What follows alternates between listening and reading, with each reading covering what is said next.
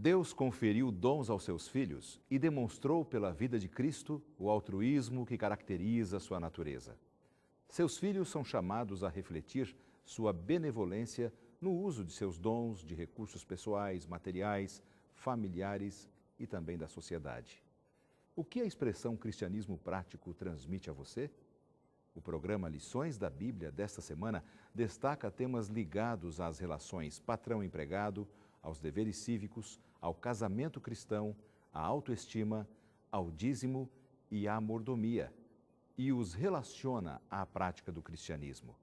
Está no ar o programa Lições da Bíblia.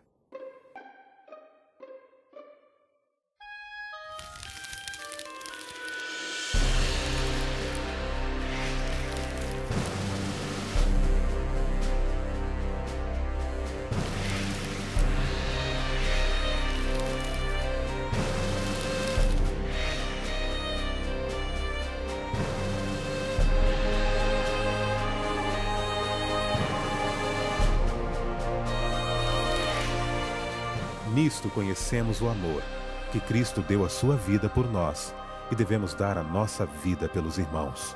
1 João 3,16. Tema da semana: a vida cristã. Estamos começando mais um programa Lições da Bíblia aqui pela sua TV Novo Tempo. É muito bom nós nos encontrarmos para abrirmos a Palavra de Deus e tirarmos lições importantes deste livro sagrado. Eu tenho o prazer de receber mais uma vez aqui no programa Lições da Bíblia dois pastores que já estiveram por aqui e retornam. Pastor Felipe Ribeiro, prazer recebê-lo mais uma vez, vem do Rio de Janeiro. É uma alegria recebê-lo aqui, pastor. Muito obrigado, pastor Laerte. Pastor Felipe é distrital. Como é que chama a cidade lá mesmo, pastor? É um nome meio complicado, o local. Conceição de Macabu. Eu queria mandar um abraço. Conceição de Macabu. Porque lá no Novo Tempo tem uma audiência muito boa. O pessoal assiste muito pela TV a cabo. Tem sinal aberto lá? A gente está lutando, só falta agora alguns detalhes burocráticos aí com o Novo Tempo, mas dentro em breve vamos ter lá na TV aberta também. Que maravilha, viu? Nosso abraço aí aos amigos desta região, núcleo de igrejas, nós chamamos de distrito, né? Conceição do Macabu, Rio de Janeiro. Um grande abraço a todos vocês. E também estamos recebendo o pastor Flávio Souza, também do Rio de Janeiro, né, pastor? Isso, exatamente. Uma alegria recebê-lo mais uma vez aqui. O pastor Flávio, ele cuida de uma área muito especial da igreja ali no Rio de Janeiro, que é responsável por um setor que nós chamamos de publicações. O setor da igreja adventista, ali pelas publicações. Também tem outras funções ali, pastor? Quem mais? Eu trabalho com espírito de profecia também, né? Essas duas áreas. São livros mais denominacionais. Isso. Né? Eu queria aproveitar e mandar um abraço também, Claro. já que o Felipe mandou, né? Tá certo. Queria mandar um abraço para os comportores ali da região da Associação Rio de Janeiro, o pessoal da igreja de Vila Isabel, que é a igreja que eu frequento, e do distrito de Alfenas, onde eu fui pastor. Oh, maravilha. Aí, sobrou abraço até para os mineiros aqui, né? Um abraço também a todos os amigos cariocas representados aqui por esses dois amigos que vêm ao programa mais uma vez. Vamos fazer uma oração para começarmos o programa de hoje? Oremos então. Bom Deus, que nós possamos compreender a Tua vontade para uma vida cristã feliz, prática e vitoriosa. Em nome de Cristo Jesus. Amém. O tema desta semana aqui no programa é um tema que tem tudo a ver com a prática da vida cristã. A vida cristã, ela é uma ciência que a gente vai aprendendo, não é, meus amigos? A cada dia que passa, a cada dia que passamos ao lado de Cristo, nós vamos aprendendo um pouco mais sobre a vida cristã. A vida cristã é o tema principal e vamos estudar algumas vertentes práticas desta questão. Quando a gente fala em vida cristã, algumas pessoas têm assim uma ideia um pouco deturpada, né, pastor Felipe, hoje, sobre vida cristã. Alguns imaginam que vida cristã é só não. Outros imaginam que a vida cristã é aquela pessoa com aquela roupa meio suja, meio encebada, cheirando suor, a Bíblia debaixo do braço, sendo carregada de qualquer forma. Às vezes algumas pessoas se expondo quase que ao ridículo. Isso é a vida cristã? É interessante essa pergunta, pastor, porque, se eu não me engano, na lição do trimestre passado, teve uma citação de 1 Tessalonicenses que ficou muito forte na minha mente. Quando Paulo ele fala sobre santificação, sobre vida cristã, que o que é vida cristã? É santificação. É você buscar crescer em Cristo. E Paulo, quando ele fala lá que a vontade de Deus é a vossa santificação, a gente imagina que Paulo fala assim, olha só, para você ser santo, você tem que jejuar, você tem que rezar em cima do milho, você tem que sem ficar sem tomar banho. Não, pelo contrário, ele fala, quem é o santo? É o que tem um casamento feliz, está lá em 1 Tessalonicenses 4. Casamento feliz, se dá bem com o vizinho e é uma pessoa trabalhadora e honesta. Então, vida cristã é o que diz aqui, que diz aqui Tiago. A fé, ela tem que ser acompanhada do quê? Das obras. Então, quem é o cristão? Quem é aquela pessoa vitoriosa? É aquele que vive bem, mas a vida dele é uma vida para a glória de Deus. Uma vida equilibrada, ponderada, Exatamente. assim, dessa forma? Bem que o senhor colocou bem a questão de equilíbrio, né? Porque nós temos dois extremos que nós podemos cair. O primeiro é a questão de você ser radicalmente cristão e esquecer das coisas que você tem que realizar no seu dia a dia. Sim. E aí acabar se excluindo da sociedade. Não é isso que Deus pede. Por outro lado, hoje em dia nós vivemos numa sociedade onde se trabalha muito a questão da laicidade, ou seja, o Estado não se envolve com religião. A gente ouve algumas discussões aí sobre crucifixo em órgãos públicos. Verdade. E o que acontece? Hoje em dia, alguns cristãos estão querendo ser laicos também. Eles querem ser cristãos dentro da igreja. Mas e durante a semana? Eu penso que esse estudo ele é importante porque vai abordar o que nós fazemos no nosso dia a dia quando nós não estamos na igreja. Como nós podemos vivenciar a vida cristã nas horas que nós estamos fora da igreja. Exatamente. Às vezes fica um estigma, né? Um estigma. Esses tempos atrás eu estava de férias e visitando uma praia, eu vi na praia uma pessoa com uma roupa inadequada para aquele ambiente.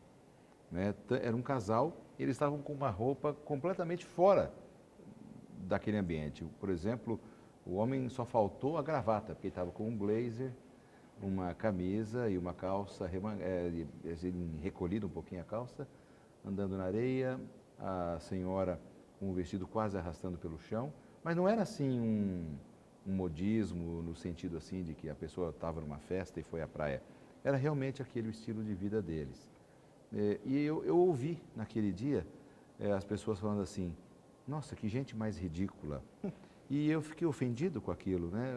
Eu comentei com a minha esposa, poxa, a pessoa está dando um mau testemunho da fé dela naquele momento, que ela está inadequada para aquele ambiente. Até nesses ambientes, nesses momentos de férias, nesses momentos de lazer, a gente também pode se portar de forma equilibrada, ponderada, para que a gente passe uma boa impressão da nossa fé. É até interessante, pastor, a Rio Fluminense, ela é privilegiada por ter uma costa, praias muito bonitas. Eu fui pastor durante 4 anos em Búzios. E eu me lembro que também, às vezes, tem o oposto, que é o quê? A imagem de que o cristão ele não pode ter uma vida social. Por exemplo, eu me lembro que uma vez eu fui visitar, fui passar na casa de um irmão, a gente estava indo para uma praia de Búzios, muito bonita, e eu estava de camiseta, bermuda, óculos escuros. Meio boy, hein, pastor? Meio boy, né? Meio boy. Aí eu estava lá porque eu estou indo para a praia, não estou indo pregar, né? Então,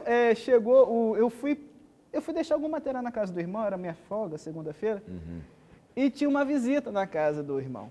E ele ficou sem graça de me apresentar como pastor. Ele falou, olha só, fulano, esse aqui esse aqui é o Felipe. Então, o que acontece? A gente às vezes crê, mas é o seguinte, cristianismo, ele também, ou então só falar de Bíblia, não é assim. O cristão ele pode ir na praia. E como é que ele vai na praia? Ele vai de uma roupa de banho. É claro que nem expondo o corpo e nem também expondo a pessoa ao ridículo. Então esse equilíbrio... Mas de forma adequada, né? Forma adequada. E é esse o nosso desafio. É até interessante ter um departamento da igreja chamado Administração da Vida. E o que é a administração da vida? É você ter a consciência de que a vida é um dom que Deus deu para a gente viver e viver bem. Então, enquanto eu viver aqui a vida nessa terra, se eu tiver uma cidade de praia, eu vou na praia. Agora, também vai ter um momento de trabalhar, vai ter um momento de pensar nos outros. Então, acho que administrar a vida da forma certa é o desafio que nós, como cristãos, temos. E já que você tocou nesse assunto, administrar a vida, lá na sua região tem esse nome, né? Em outras partes do Brasil, leva um nome mais tradicional, um pouco mais antigo, que é uma área chamada mordomia cristã, que é uma área que às vezes muitos acabam confundindo com a mordomia de políticos e pessoas que vivem às custas do povo. Mas, na verdade, a mordomia cristã é uma área maravilhosa, que é a administração da vida. E é sobre isso que eu queria conversar um pouquinho com vocês. Vamos tornar, então, mais prática a vida cristã. E como diz o texto principal aqui do nosso manual de estudos, que você pode baixar em nosso blog, sabe como fazer isso?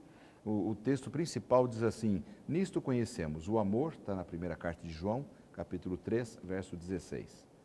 Nisto conhecemos o amor que Cristo deu a sua vida por nós e devemos dar nossa vida pelos irmãos.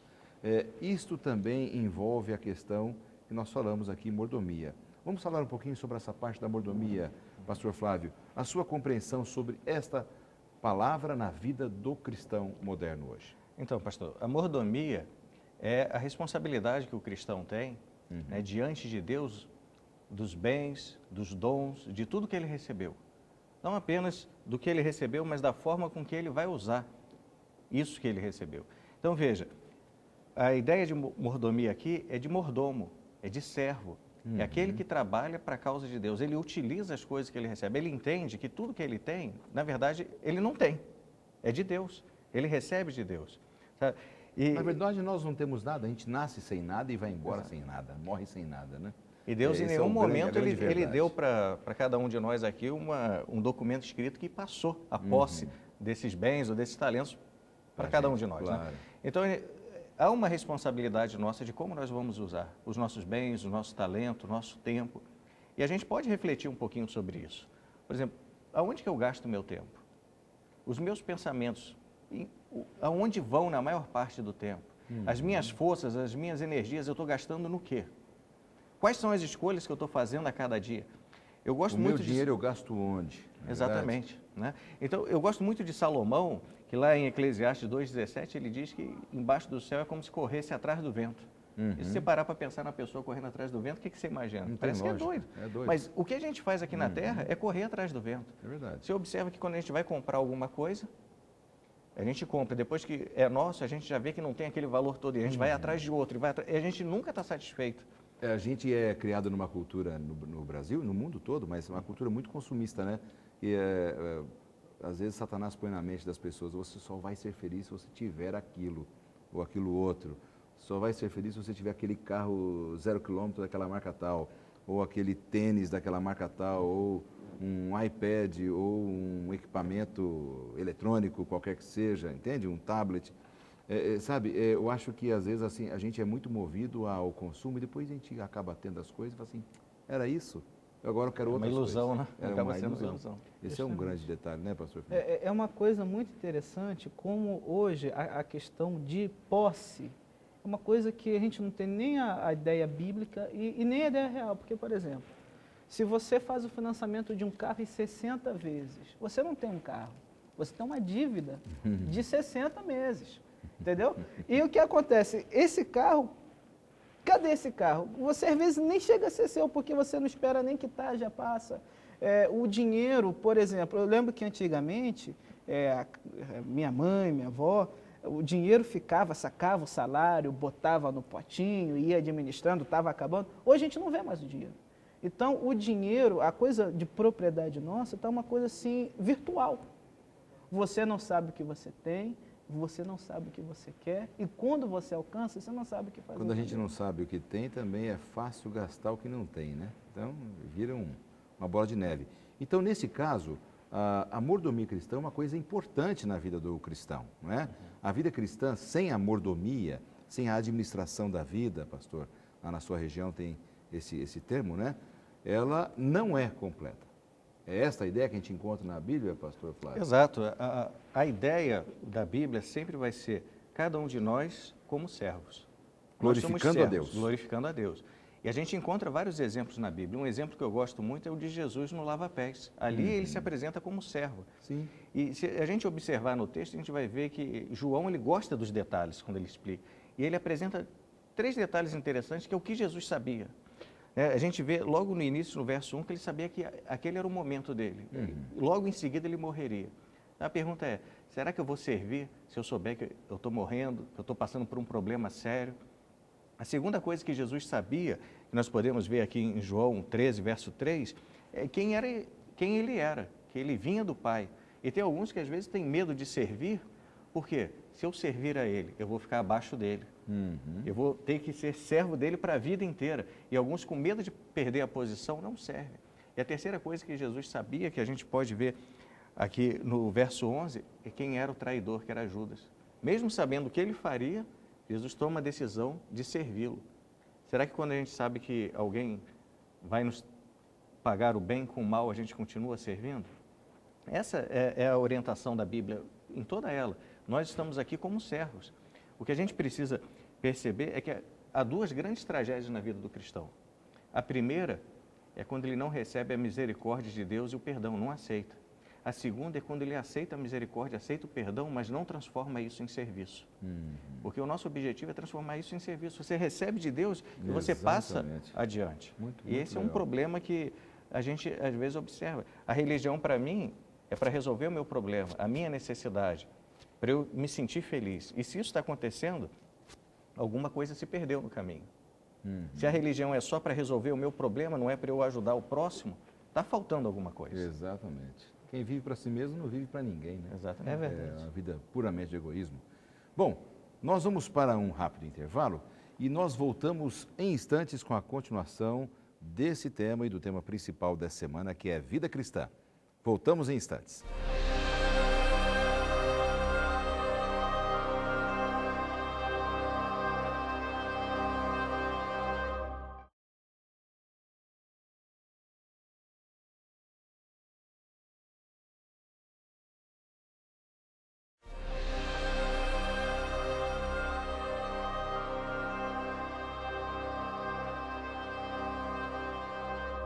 Esse é o segundo bloco do programa Lições da Bíblia dessa semana. Se você já estava ligado na gente, sabe que o tema principal é vida cristã.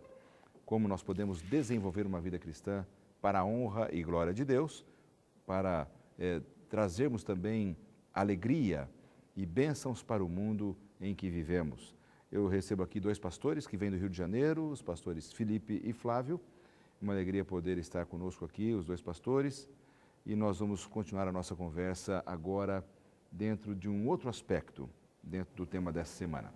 Falamos sobre mordomia cristã, administração da vida, no bloco anterior.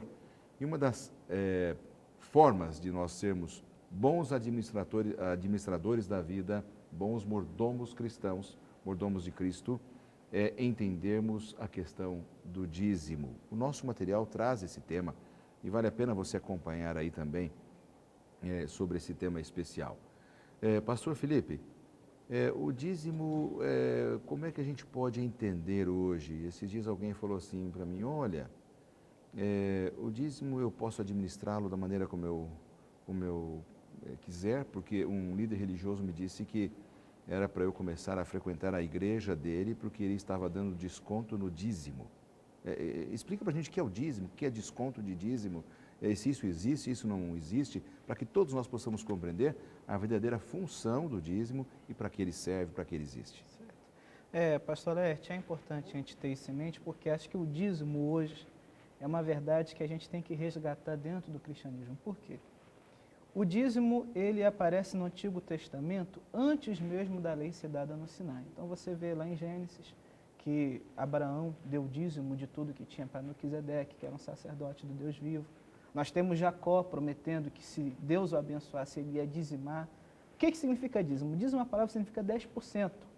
Então, a ideia do dízimo na cultura hebraica era que, assim como o rei, ele tem o direito de exigir um imposto, e esse imposto é o reconhecimento da soberania, Deus também tem. Isso até hoje, por exemplo. O que nos garante que o pastor Flávio, que o senhor, que nós somos cidadãos brasileiros? É que nós pagamos impostos aqui no Brasil, claro. Não é para a França, para a Itália. Então, o que acontece? A ideia do dízimo, ela tinha a ideia de ser 10%, então não há ideia de desconto. A ideia é separar 10% porque era o mínimo que todos poderiam contribuir, o rico e o pobre dariam iguais, e ela serviria para a manutenção do Evangelho. Do sacerdócio na época do Velho Testamento, né? Justamente. Então, pagava-se aos sacerdotes, se investia na adoração. Então, assim, essa ideia, no Novo Testamento, ela chega também Só que Paulo ele enfatiza mais a questão do dar com o coração alegre, de que o ministério ele merece isso, porque o reino de Deus ele é expandido, não Dessa só com forma. palavras, mas com poder. Claro.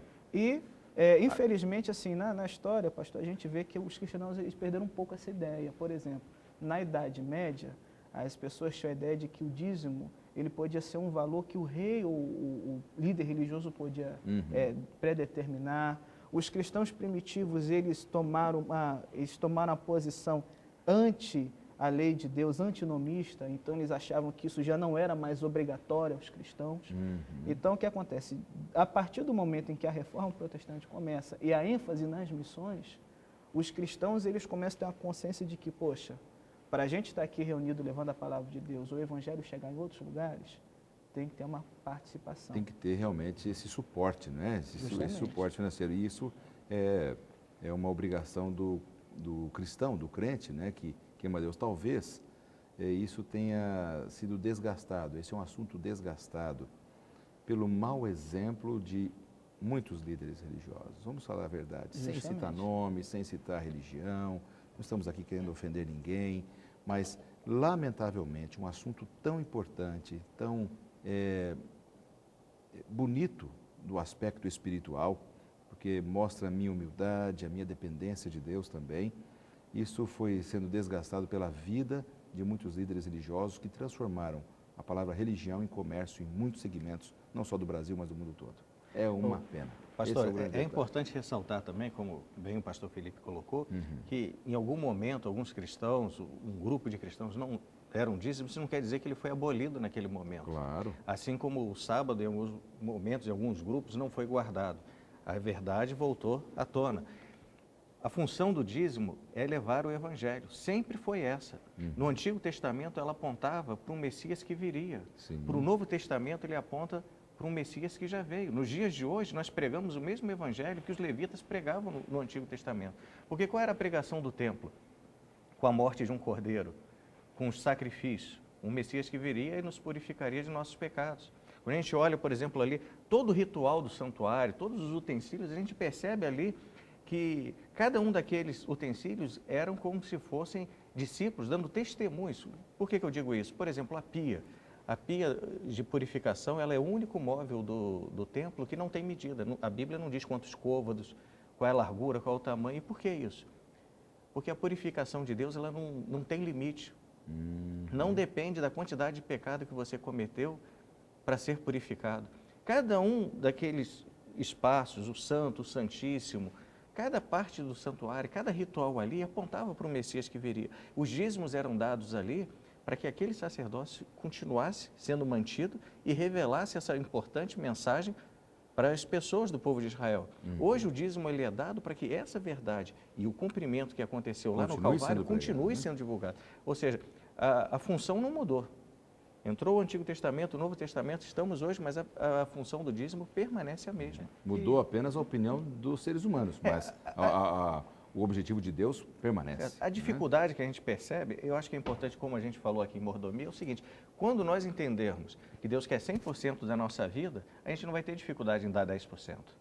Quando nós entendermos que todo o nosso dinheiro é de Deus, 10% não vai ser problema. Claro. A grande dificuldade nossa é entender que tudo que nós temos pertence a Deus, porque quem questiona o dízimo, ou acha muito, ou reclama, é porque ela acha que os bens são delas e não de Deus. É como se nós usássemos o termo não dar, mas devolver. Né? Exatamente. Estamos devolvendo a Deus, devolvendo. né? E é interessante perceber, pastor Lerte, que o dízimo ele vai pegar de várias funções benéficas, duas ligeiras aqui.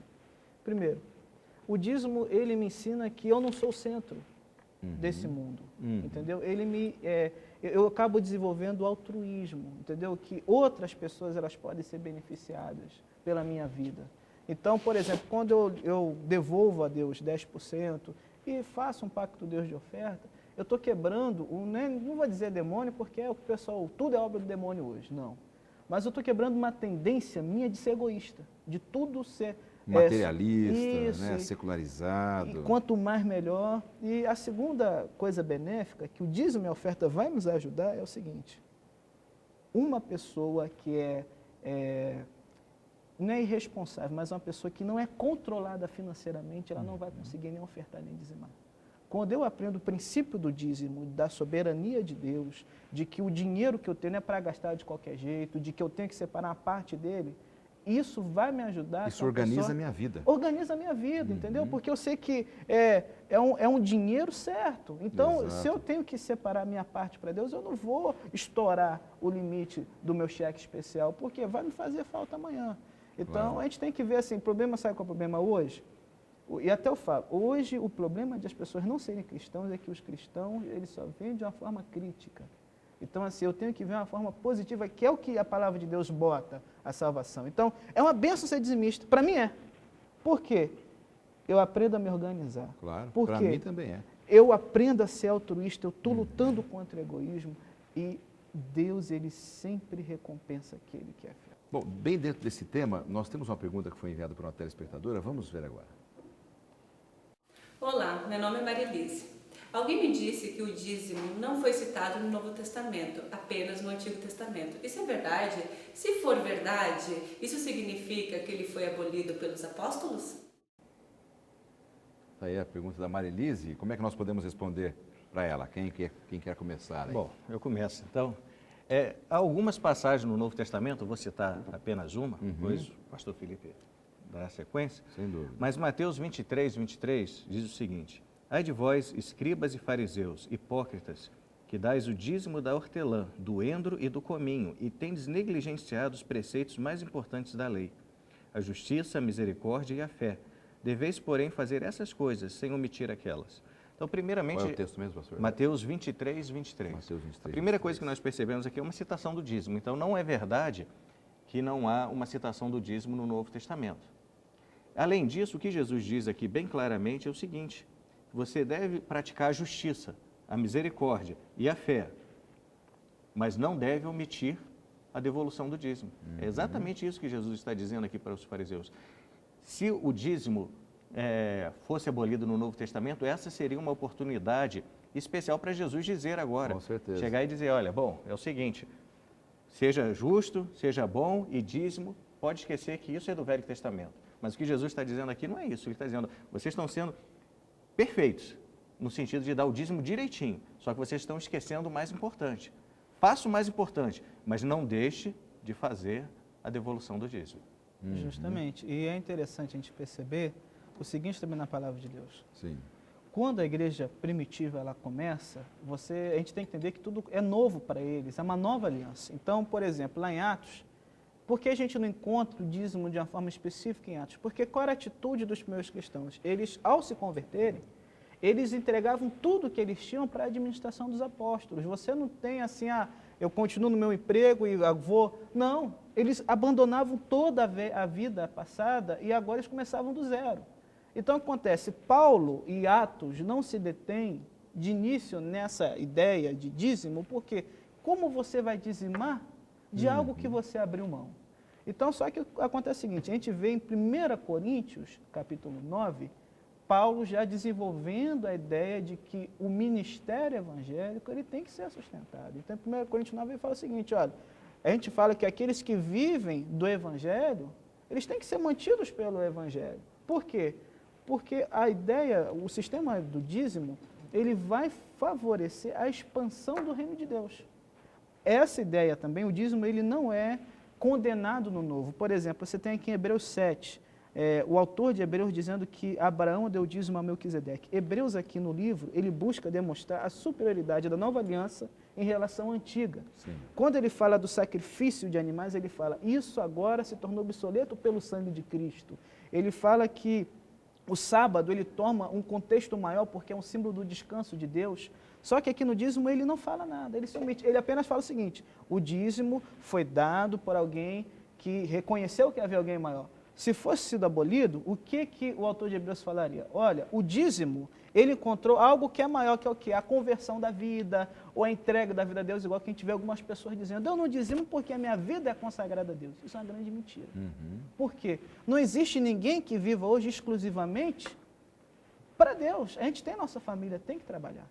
Então, não é abrogado, ele continua. O fato de não ser dito explicitamente não quer dizer que ele foi abolido por Claro. Cristo na cruz. Então fica aí a resposta, né, para a Marilise. Né? É o que a gente precisa entender, até que nós vimos na lição de Tessalonicenses, no trimestre passado, Sim. é que haviam muitos pregadores que cobravam pela mensagem, cobravam pelos milagres. Como hoje, e né? Paulo queria... Como hoje, exatamente. E Paulo queria mostrar que era diferente. No primeiro momento, Paulo, ele, apesar dele confirmar que os que vivem do Evangelho devem ser mantidos pelo Evangelho, ele, por si só, ele abriu mão disso. Não quer dizer que Paulo nem tinha autoridade para abolir o dízimo. Paulo fez uma opção na vida dele: eu vou fazer tendas, vou trabalhar e vou evangelizar, não quero receber nada. Essa foi uma posição individual de Paulo. Isso não era um ensinamento dele para a igreja. Claro. É isso que a gente precisa ver de diferente. Não, com toda certeza. E essa é uma mensagem que nós recebemos, que ela é de responsabilidade individual, não é? Eu trabalho, eu tenho minha responsabilidade com Deus. Alguém esses dias me falou assim: pastor, o senhor devolve o dízimo? Claro que eu devolvo. Eu devolvo. Eu sou membro dessa igreja como você.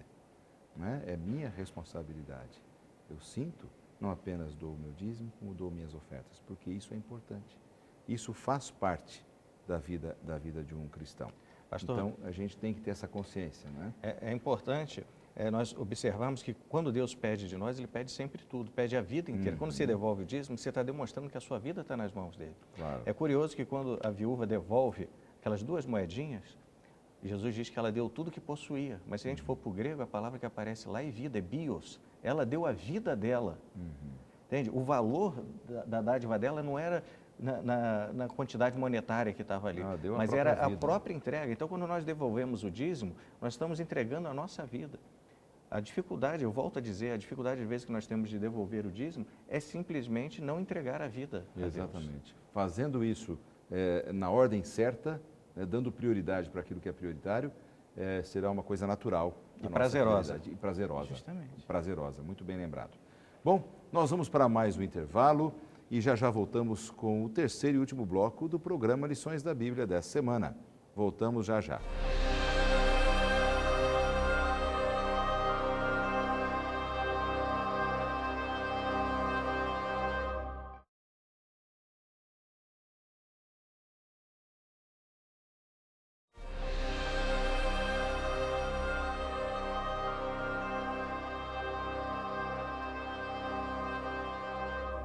Estamos de volta com o terceiro e último bloco do programa Lições da Bíblia.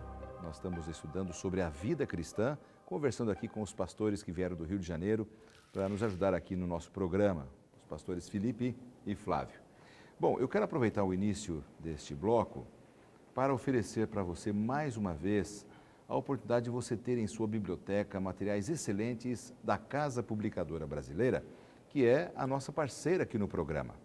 E você já sabe, a Casa Publicadora Brasileira é a editora da Igreja Adventista, que tem excelentes materiais para crianças, jovens, adultos, para a família, para a saúde. São tantos os aspectos, tantos os materiais que eles têm ali, que dá gosto entrar no site e dar uma olhada. Eu quero divulgar para você esses 2 livros que aprecio muito. O livro Eventos Finais é um livro maravilhoso que mostra para a gente como nós vamos poder enfrentar a última e maior crise na história desta terra. Como o nosso manual de estudos vem falando sobre essa guerra, esse grande conflito entre o bem e o mal, achamos por bem divulgar esse material, que é importante para a sua vida. E este outro material, mais na linha devocional, da linha da salvação, do pastor Doug Batchelor, quando ele escreveu esse livro, Aos Pés de Jesus, uma experiência, um livro baseado na experiência de Maria, e essa mulher que deixou a sua vida nas mãos do Salvador e aprendeu a confiar nele de todo o seu coração. Então fica aqui a dica da Casa Publicadora para vocês. Deem uma entrada no site, tem muita coisa boa para que vocês possam dar uma olhada ali e ter para a família material de excelente qualidade. Aproveito também para oferecer para você, mais uma vez, um material gratuito que enviamos com muito carinho para a sua casa. Esses dias alguém falou assim, mas é de graça mesmo? É de graça. Parece que às vezes as pessoas não valorizam, né? Aquilo que não se cobra nada.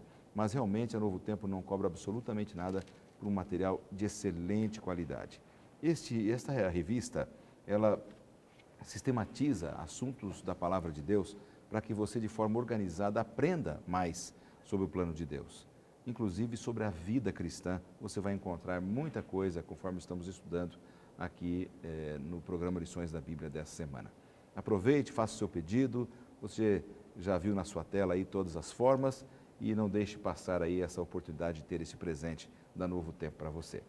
Meus amigos, vamos então nesse último bloco trabalhar 2 temas especiais que eu gostaria de finalizar então o programa, que é sobre o casamento cristão e a conduta cristã.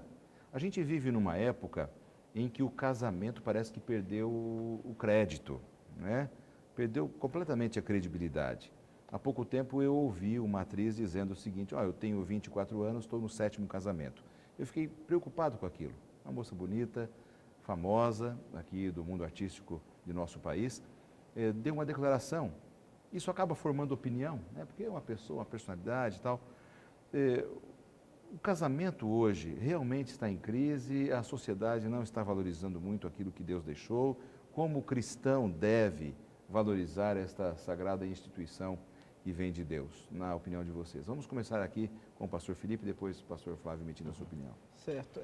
Pastor, eu acho que o problema do casamento hoje, primeiro, é o pecado, que ele sempre destrói nosso relacionamento com o próximo. Então, o egoísmo, sempre você querer ser satisfeito, esquecer dos outros, enquanto a humanidade não entender que o nosso problema não é só educação, não é só econômico, mas uma coisa de natureza humana, a gente não vai conseguir ter uma solução para isso.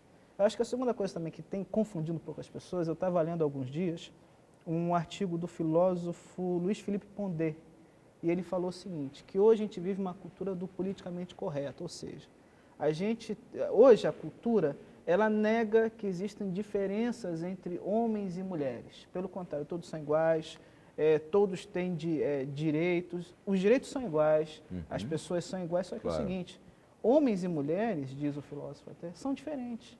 Então, assim, o homem ele tem uma capacidade, a mulher tem outra, e os antigos davam certo, por quê? Porque eles entendiam essas diferenças. E eu acho assim, que qual é o nosso problema hoje? A gente esqueceu que Deus ele criou papéis.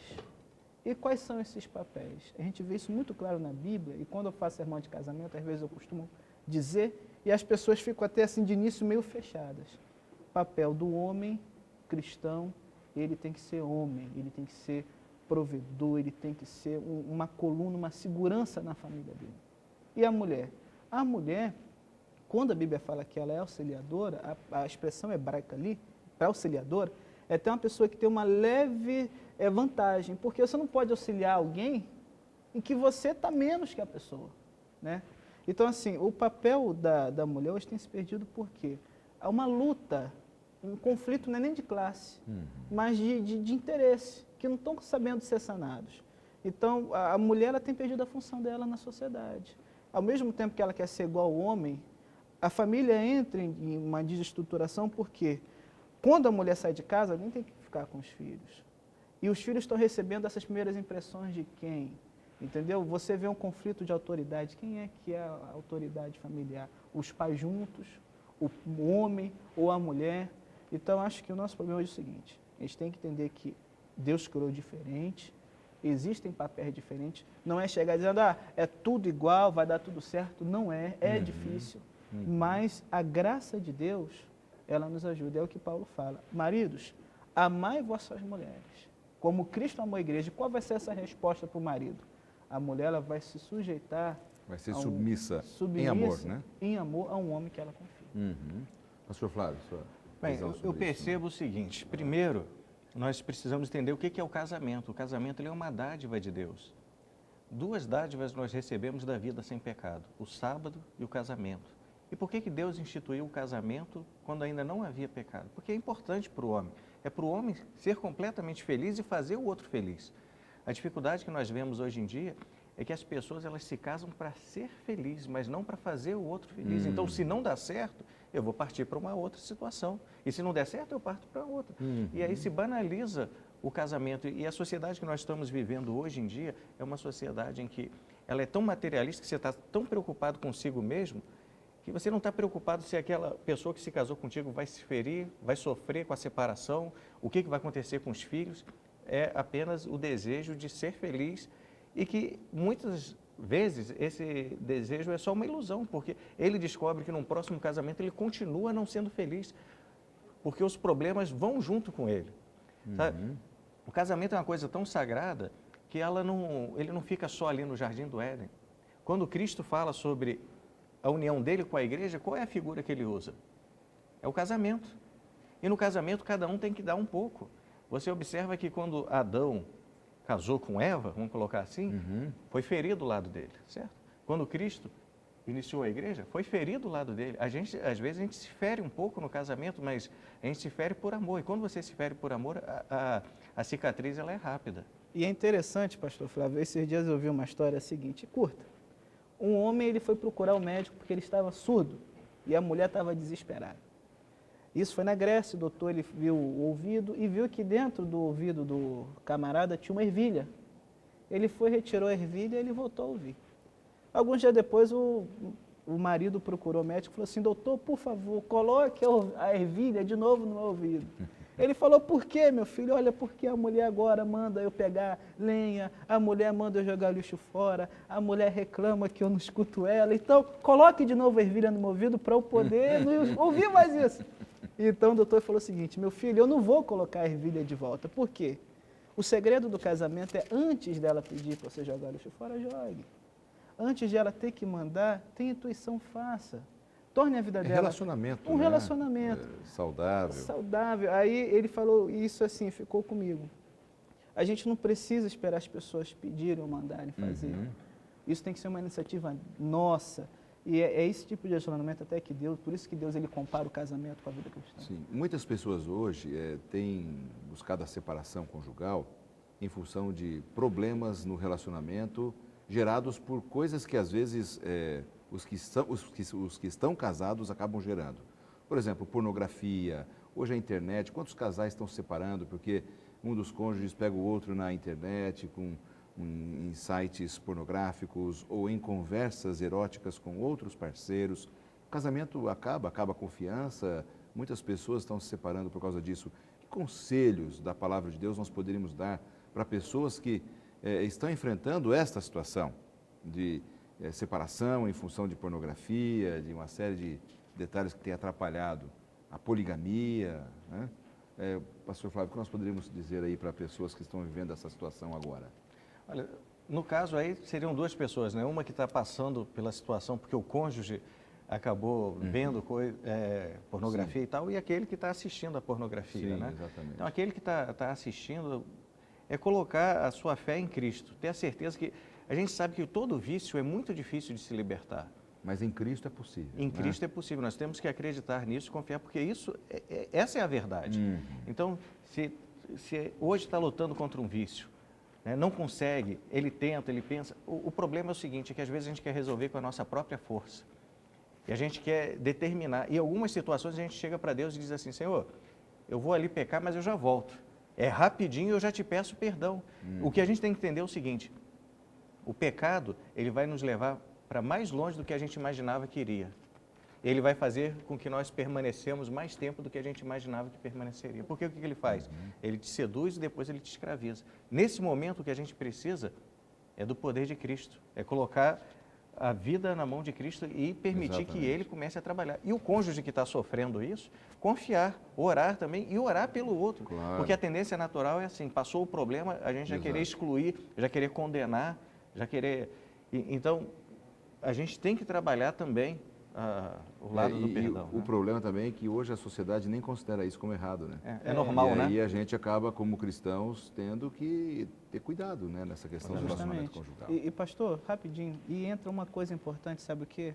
Nós temos parceiros de oração, pessoas que a gente possa confiar. Então, a pornografia, o adultério, a fornicação, até a própria homossexualidade, são pecados que a gente comete no segredo, secretamente. E a gente fica sozinho lutando, a pessoa fica sozinha lutando. Então, o que é importante? É bom, por isso existe a igreja. A gente tem que ter pessoas que a gente possa, às vezes pode ser o pastor, um amigo, um irmão de oração, você chegar e falar assim, olha, Flávio, Um ajudando ao outro, né? Isso é ora muito por importante mim, mesmo. é uma força muito grande para você. Eu só tenho mais 2 minutos, eu precisava só que a gente tecesse um comentário bem rápido sobre a questão da conduta do cristão no ambiente de trabalho, relação patrão, funcionário. A gente vê muitas pessoas hoje cristãs em demanda contra o patrão, às vezes mentindo nessas demandas judiciais. Como é que deve ser a vida de um verdadeiro cristão no ambiente de trabalho, no ambiente profissional? Como ele pode ser melhor reconhecido? Eu queria ouvir vocês rapidamente, temos só 2 minutos. Certo. O que a gente observa é o seguinte, foi o que eu falei no início, tem alguns cristãos que eles querem ser laicos, ou seja, eles dizem assim, ó, aqui no meu trabalho eu não mexo com religião, aqui é trabalho. Outros dizem assim, agora aqui no estudo, eu sou estudante, eu não sou adventista, eu não sou metodista, eu não sou batista, a minha religião é lá, aqui é a minha vida. E esse é um grande erro, né? Esse é um grande erro porque a nossa religião ela tem que estar o tempo todo conosco. E quando você vive a sua religião, você não vai ter dificuldades. A gente encontra um exemplo bem marcante na Bíblia, que está em Daniel 6, versículo 4, que quando os inimigos de Daniel começaram a persegui-lo e tentar descobrir alguma coisa contra ele, a Bíblia diz o seguinte, olha só o que diz aqui na Bíblia, então os presidentes e os sátrapas procuravam ocasião para acusar a Daniel a respeito do reino, mas não puderam achá-la, nem culpa alguma, porque ele era fiel, e não se achava nele nenhum erro nem culpa. Eu imagino assim que naquele tempo seria a CPI daquele tempo. Exatamente. Imagina, o mensalão, a CPI, fizeram todas as investigações possíveis em cima de Daniel, porque eles eram errados, eles sabiam que tinham falhas, e que os que estavam ao redor tinham falhas, então era fácil pegar. Agora você imagina, você passa por uma investigação toda e os seus inimigos dizem assim, ó, não tem erro, não tem falha. É lógico que não era pelo poder de Daniel, era pelo poder de Cristo, mas ali era a conduta cristã. Sim. Deus não espera menos que isso de cada um de nós. Pastor Felipe. Max Weber ele chegou à conclusão de que a ética protestante favorece o capitalismo. Por quê? Quando a fé protestante, Lutero ele tinha o seguinte lema, coram Deum, tudo na minha vida é na presença de Deus. Então não há aspecto que o sagrado não entre. Então, os reformadores, Calvino, principalmente, ele incentivava que o verdadeiro cristão tinha que ser honesto, tinha que ser trabalhador, tinha que prosperar, não na prosperidade que a gente vê hoje, mas porque a vida dele era um modelo. E, através de uma vida diligente, as pessoas veriam que o Evangelho tem poder. Porque uma coisa é você dizer, o Evangelho é bom, é muito bom, mas você sendo uma pessoa que não tem crédito nenhum na praça. Outra coisa é as pessoas olharem e ver que é um Deus vivo. Exato. Então, o segredo da conduta cristã é coram Deum, a presença de Deus. Então, a minha vida é para glorificar a Deus e esse vai ser o ideal da minha vida.